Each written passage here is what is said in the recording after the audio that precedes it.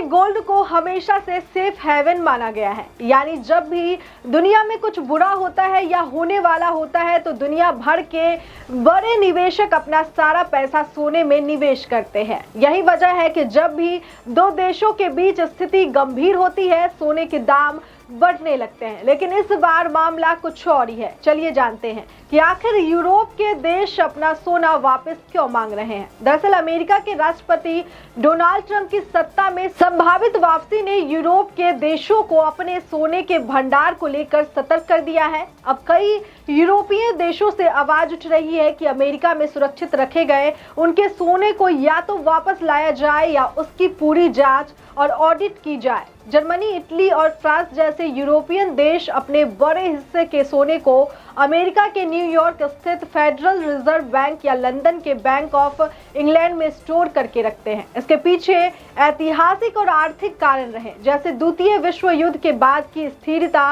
और अंतर्राष्ट्रीय लेन देन में भरोसेमंद व्यवस्था।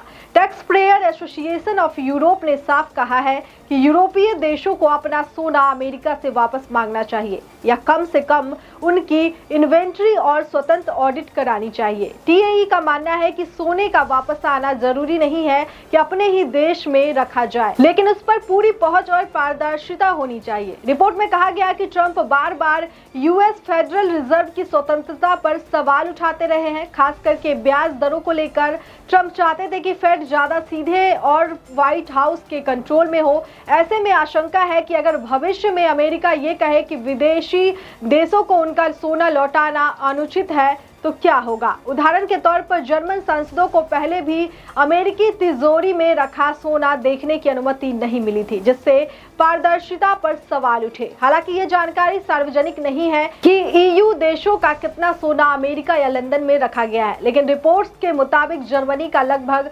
आधा सोना न्यूयॉर्क के फेडरल रिजर्व बैंक की 80 फीट गहरी तिजोरी में है, जो मैनहट्टन की चट्टानों के नीचे स्थित है। बीते 3 साल 2022, 2023 और 2024 में दुनिया भर के केंद्रीय बैंकों ने हर साल 1000 टन से ज्यादा सोना खरीदा, जो कि पिछले दशक के औसत 400-500 टन से कई ज्यादा है। इसके पीछे 2 बड़ी वजह मानी जा रही है। पहली, बढ़ती महंगाई और दूसरी, अंतर्राष्ट्रीय राजनीतिक स्थिरता। यूरोपियन सेंट्रल बैंक की रिपोर्ट बताती है कि गोल्ड अब यूरो से भी ज्यादा बड़ा फॉरेन एक्सचेंज रिजर्व एसेट बन चुका है।